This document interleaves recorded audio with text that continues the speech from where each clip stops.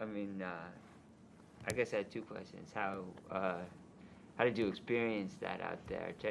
Taylor was saying he felt like the match it's a good matchup for him.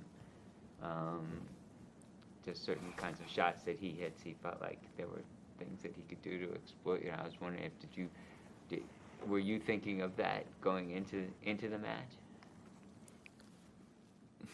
Well, what I was thinking is that I have a big match coming up, and there's an opponent that I've played before at the Australian Open who likes these courts, and his game is suited for hard courts, and he's got a lot of power.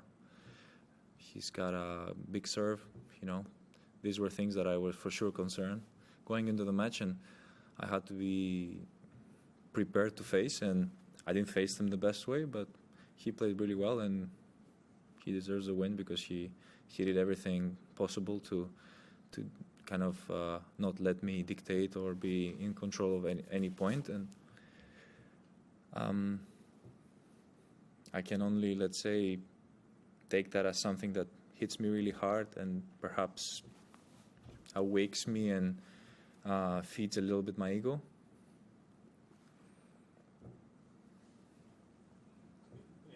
Apart from the way he played, how would you assess your own performance today and throughout the match as well?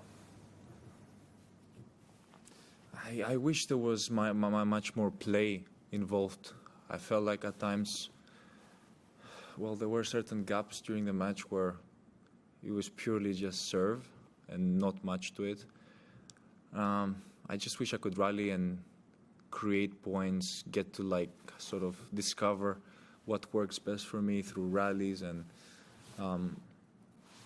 exchanges, and that kind of threw me off a little bit. You know, there wasn't much that I could mentally work for and visualize when I was playing the match, because it was just a serve or it was a great return. You know, it was that kind of a match. So I wish I was able to find a way to get into those rallies more and kind of get the momentum shifting by winning rallies instead of just sort of defending my way through. He actually said he thought back to the match 2 years ago that you guys played here. After the second set, he thought back to that match. Was that on your mind at all? Like the fact that you beat him here a couple of years ago? Yeah, it absolutely was, for sure. Because I consider myself to have good memory, you know. And I remember these moments because that was a very intense match that I fought 4 hours and I got the win at the end. It felt different there because when I picture it in my mind, we were really battling for it, and we had a lot of deep rallies, like playing a lot of tense points where it was not just the serve. So it was a very different match, in my opinion, the one that we played back then to the one now. Much faster pace now, much shorter in terms of points. So yes, that's the only difference. I just need to make it more physical and longer and more enduring, in my opinion. After the third, when you were waiting to start the fourth set, you were down at the end where your father was, or your boxes. What was the message they were showing on the screen that he was really talking to you? And I'm curious, what was the message that he was trying to give to you? Well, encouragement, and you know, to not have me stop believing in what I'm trying to do out on the court. No, he's good. I don't remember exactly what it was because, you know, I went through a lot of emotions and a lot of a lot of things that went through my head during that entire set. So I'm not entirely sure what that thing was in particular.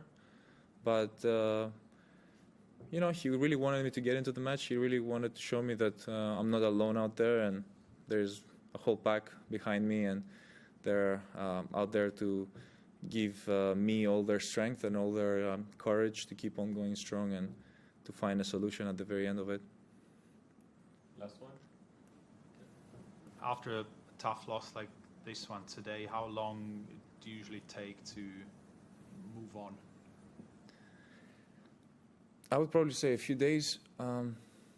Well, for sure less than a week, but a few days would be fair. And I'll take the time to reflect. I'll take the time to visualize better next time I'm faced against him, and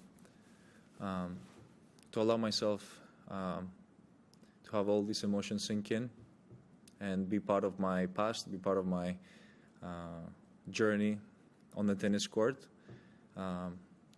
It's not a negative feeling. It's a feeling of evolution, of change, which is constant. Change is always constant. One day you're in the top 10, the other day you're not there anymore, so you have to keep on working and allowing yourself to flourish through these experiences.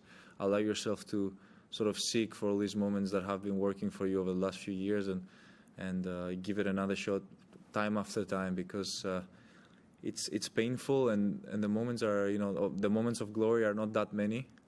There's just way more moments in your career that are painful and tough to deal with, and suffering and all that stuff, than moments of glory and success and just like opening champagne bottles. These are a very small percentage of what a tennis player lives on a yearly basis.